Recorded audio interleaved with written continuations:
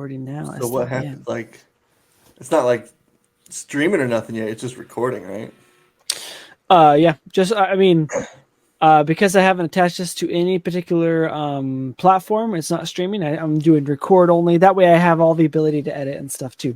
All right, let's talk about what is sacred honor.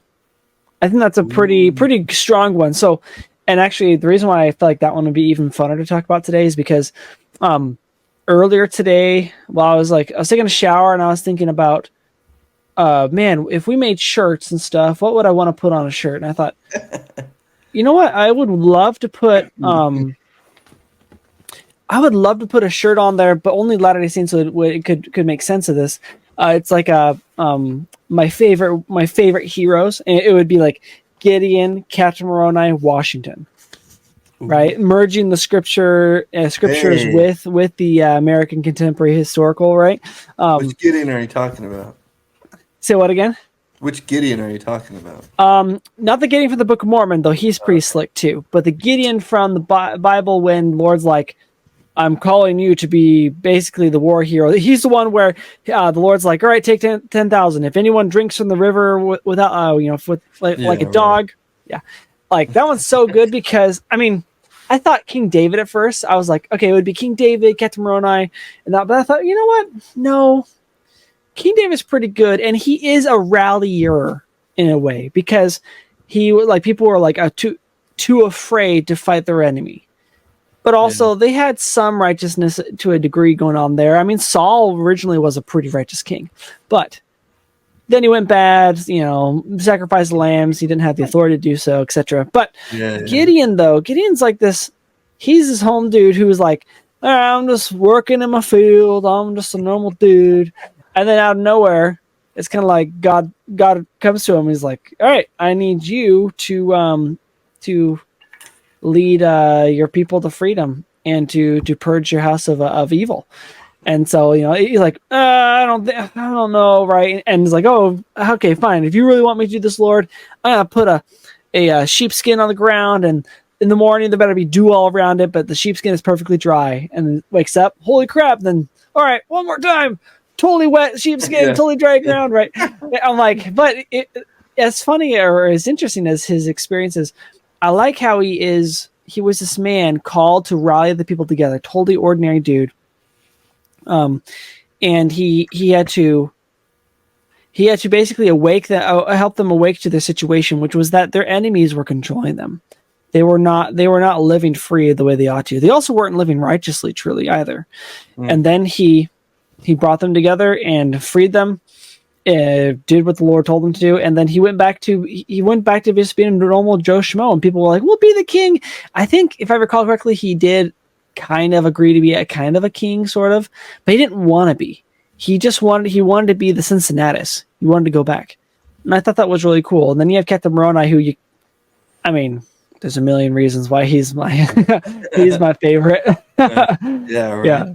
So I guess that's the reason why I thought, okay, what is sacred honor? So Ryan, before I say anything else, I want to hear, what are your thoughts so far? I guess I think of like taking an oath and then sticking to that oath. Just kind of like an honor in general. Just kind of that idea. Just, like I'm an honorable person. I don't do stupid things. I'm not talking about myself here. I'm just the concept of honor, right? I'm not listing my attributes here. But no, like I guess I would just say like I think of integrity. I think of doing the right things when nobody's looking.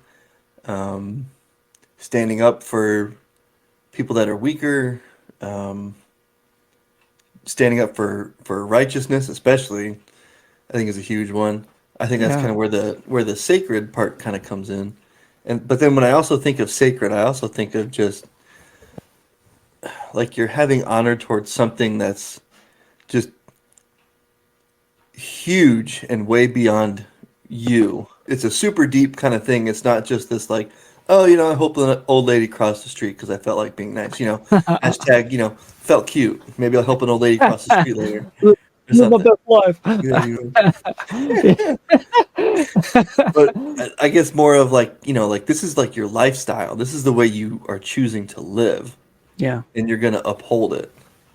Well, and I think if like you talk about integrity, but I cannot separate in my mind honor from integrity. Like Yeah. the level of honor you have, I think is in part or mostly defined by the integrity that you hold, right? Mhm. And when I think of the founding fathers, them pulling that in, Thomas Jefferson writing that in there, and they all, they all ratified it, they all agreed with it. Him saying that, we pledge to each other, and puts our sacred honor in there. I mean, it talks about the worldly stuff, but then it's like honor. It is spirit deep. It's basically all the very essence of yourself that you wish to continue. I think that's what I think of honor.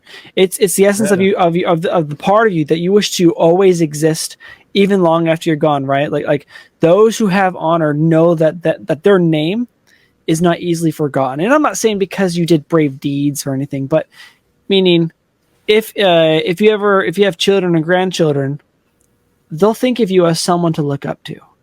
They'll remember the Right. example you set. So let's talk about Moroni, or let's talk about Moroni first, and then let's talk about Washington real fast. What would you say?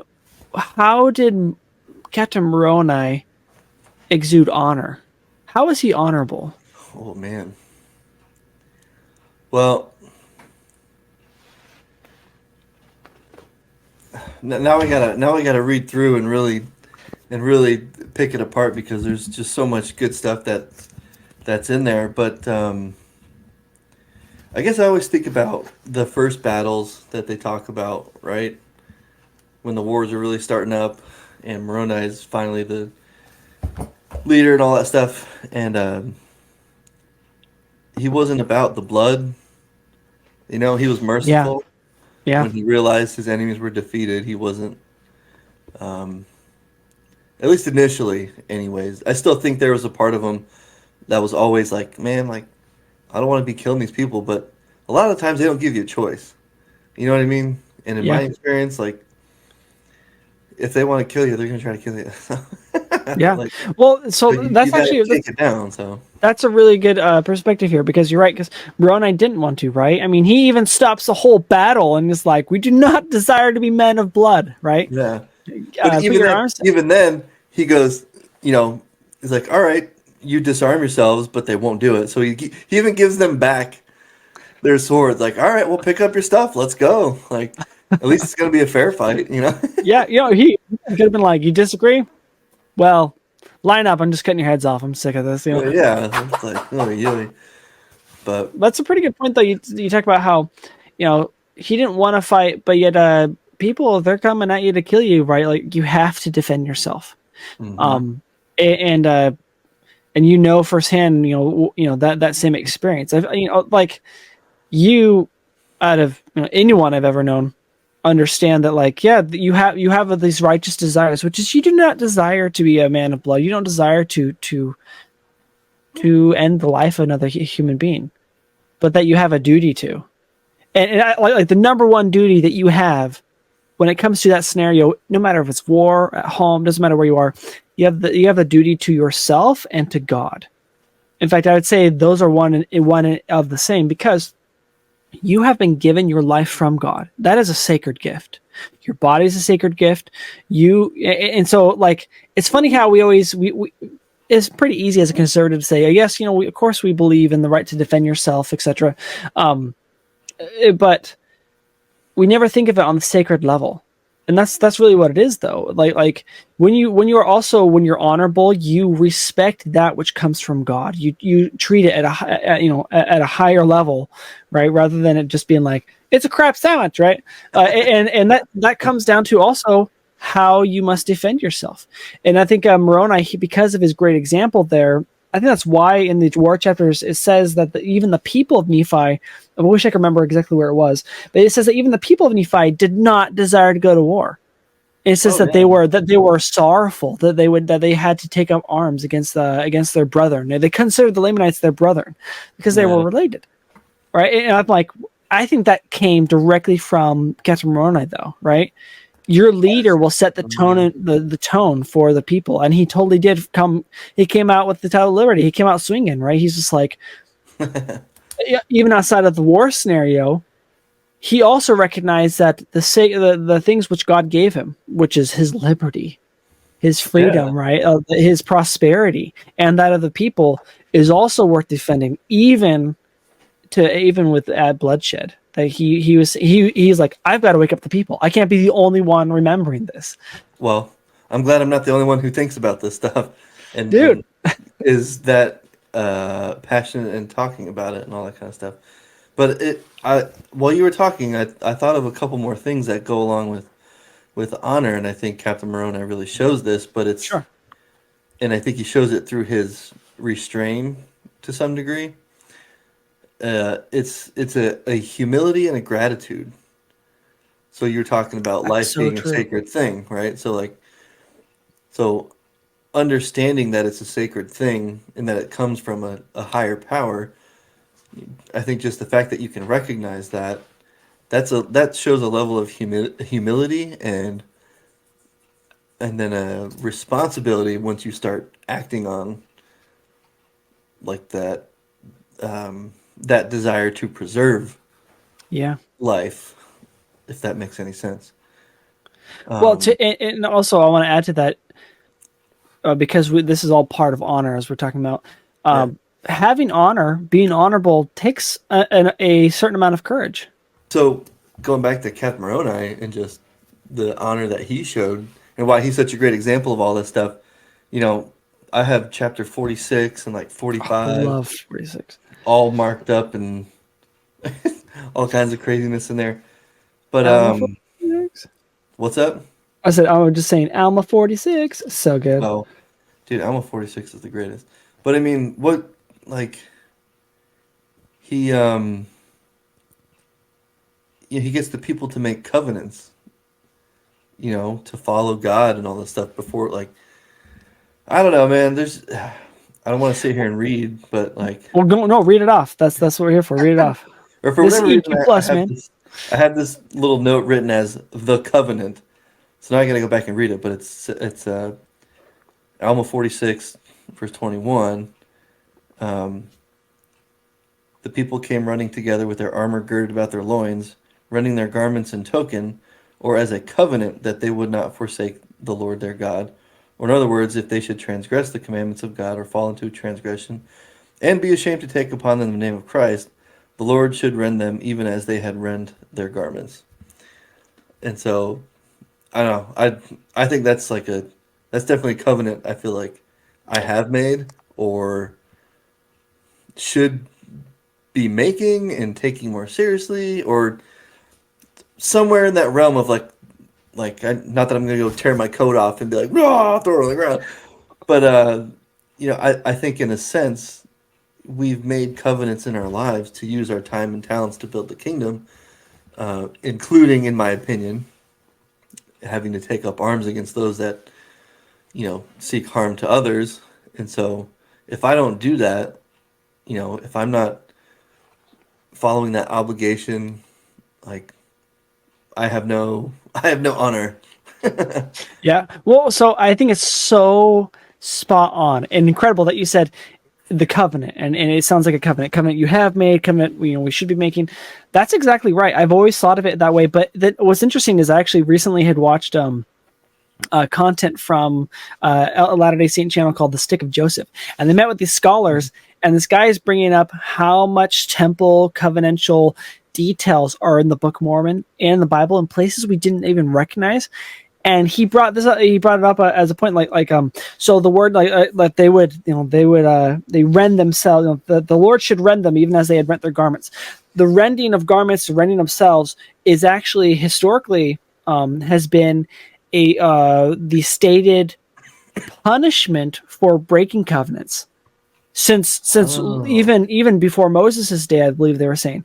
And so that phrase is that sort of phrase they use when they are referring to an actual covenant, and they are referring to something like a temple covenants, temple endowment sort of stuff. Yeah. And so they did come running together, and they're making a I guess you might call it a political covenant, but it's completely. But thing is, they did not separate what they were doing from the spiritual, which Right. was they had made covenants with God, and that for them to covenant together as a people to defend their liberty is actually cannot be separated from the temple covenants they made with God, because it is part of the that same vein. And that's why it's like, yes, if we do not, how's it say again? If they were ashamed, fall into transgression, right, forsake it, they should be rent, right? In other words, the Lord would allow them to be trodden underfoot, rented, those are indicators that this is a real covenant and this is dead serious, and so awesome that the founding fathers, what do they say? Like, we mutually pledged. To me, that's another way of saying we covenanted. We covenant to each other our We mutually pledge to each other our lives, our fortunes, and our sacred honor. and to me, I hear mutually pledged. That means covenanted. I feel like they covenanted with each other, but also they recognized everything they were doing. They called upon God, even the Declaration of Independence. They they are saying, God is enabling us to do this. He has given us this right to make ourselves independent and to defend ourselves, because we ought to be free, because we are his children. And that's what made the American Revolution honorable and the founding fathers honorable, is that they didn't separate God from the equation. He was part of it. He was the creator of their nation. And how can you not love American history? And also, I mean, because it's so yeah. Well, I know this will probably upset people, but how can you not be a conservative and a Latter-day Saint? In my mind, it's completely contradictory to your covenants, to the gospel, to the scriptures, to be a liberal, right? To be somewhat okay, I disagree, in some of these, gray areas, if so to speak, sure, but to be a liberal or progressive, you can't be a progressive and truly understand the scriptures. Every time I think about progressives in the Church of Jesus Christ of Latter-day Saints, I instantly think of Benedict speaking to the wicked priest. He's like, "Do you teach these people the commandments of the law of Moses?" Yes. He's like, "Then you do not understand them." That's what I think of when I think of progressive Latter-day Saints. I'm like, "Then you don't understand them." you don't get it. You don't get it. That's not how it works. And if you see this, you see the covenants happening. These men of honor, they could not separate the spiritual from this. And if you truly understand what they're doing and the real history behind it, even if you believe all the BS about American history, if you just start studying this and the facts around the Declaration of Independence and what they're fighting for, that you just start studying those facts, you instantly get pulled into a conservative direction. Right. And it increases your faith as a Latter-day Saint. I mean, sorry, I know I'm preaching to the choir here, but those are facts, man. It's I mean, as usual, you always need to figure things out for yourselves, right? Hence, the agency is so important. Sure. And so that's where I can see why some ideas can go the way of kind of where liberals might be taking it now. The first thing that comes to mind is abortion, because they're taking our agency away. We can't, my body, my choice, and this and that. But it's but you do realize what you're making the choice about, right? Yeah. Of ending a child's life. Yeah. You know what I mean? Well, it's people don't understand gospel principle. My argument here, but because if you but you're right. You're right. It's because people have separated the truly spiritual, right? They bring in the level of spirituality that helps them achieve their political stance. But right, it's kind of like when they bring in the Constitution, and you're like, well, the Constitution. Well, yeah, now you want to use the Constitution? Whatever, man. But continue. Yeah, no, you're right. But so they They only bring in the level of spirituality necessary for them to make their point and to feel justified in their political stance, though it's very contradictory to their religious beliefs. And so therefore they literally cause themselves to misunderstand principles. Like if you understand the principle of agency does not in any way, shape, or form, what's the word I'm looking for? Condone is the word. Condone sin. It doesn't at all. Oh, Correct. But that's what they think it means. It's like we can't restrict people's agency. Is like, my gosh, then why did God give us commandments? Well, no, you're totally right. Like I was just thinking the same thing. Like, well, but our laws affect the way we choose, right? Condition us to choose certain ways. You know what I mean? So, but it still allows us to have our agency. It just means there's consequences when you do something really stupid. Yeah. You know? And so why wouldn't that be the same way with God, right? Like he allows us to do whatever we want to do, but it doesn't mean we're going to be free from consequence of sin. Yeah. Or like that for whatever reason all of a sudden sin doesn't exist because agency. Like, well, no, you can still do a lot of things wrong. And to tie this back into honor, right? And you, in my mind, honor is the righteous use of agency. It like well, I mean, yeah, for you to have honor, it is a righteous exercise of agency in. What's the word I was looking for? I had it all in mind. I totally forgot it. Not just in any way, but in powerful ways. It is to me, honor is a righteous exercise of agency in powerful ways. Mm-hmm. And how you want to define power, whatever else there. But like the founding fathers, Captain Moroni, they exercised their agency righteously in a powerful way. What was it? They were really trying to exert as much influence as possible to bring about righteous consequences, righteous causes. Yeah. Well, it's kind of like what the heck do you call it? Unrighteous dominion. Yeah. Or whatever. Like that'd be the opposite of this of honorable ways of utilizing. That's so good. I never thought about that. Like the unrighteous dominion is literally the void. It is a void of honor. Yeah, no honor and using authority and power in the exact wrong ways. Control, compulsion, right? Like that's not a righteous dominion. That's exercising your authority incorrectly. That's exercising your agency poorly. There's no honor in that. When you are selfless, there is great honor there. I think of the founding fathers. Like, what are they covenanting? Well, that they're gonna sacrifice it all. Yeah, they're gonna and then they're inviting all the others who fought in the revolution to do the same. Mm-hmm. Their life, like everything, like put it on the line because here's where we stand. Yeah.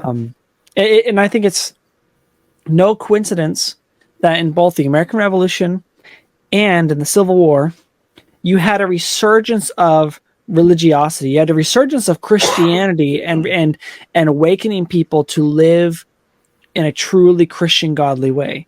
In the American Revolution, it was them trying to make them so the gospel inherently pushes people towards being sovereign individuals and not needing a king to be over them. I mean, think of how many times the Book of Mormon like, man, if only there would not be kings, because kings create wickedness, right? Yada yada yada. Yeah. Like those prophets understood the gospel so well. They're like, you want a king? Please don't. Like, don't. No. Yeah, like if you're gonna live the gospel the way you ought to, you wouldn't want a king, right? Well, I mean, that's how it is. When it comes to this as well, is that the founding fathers were literally worried. They were so concerned about doing the revolution because they thought, okay, we're not ready because the people are too much. Their manners were too much like the Britons, which meant that they were dependent too much upon the crown.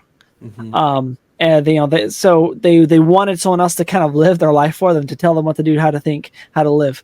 They were not industrious enough. But once the Sons of Liberty and all those groups started like really engaging people, and the churches were really like saying, hey, live this way. Let's not be dependent upon a nation that abuses us. We don't need to think by the head of the crown who sits on top of us, right? And we're under his butt, right? Yeah, right. We don't want this toxic relationship.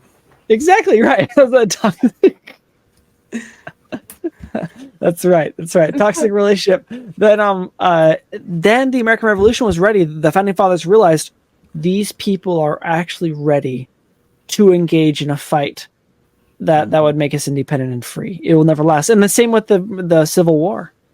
People had to understand the principles of the gospel better, and to feel it so deeply in their hearts, they're going to live it even at the end of the gun. At the end of the barrel of the gun, right? They're going to defend it, and they're going to live by it, even if it costs them their lives. Oh, man, you're totally right. It's just, and I don't think people aren't thinking that deep about things right now.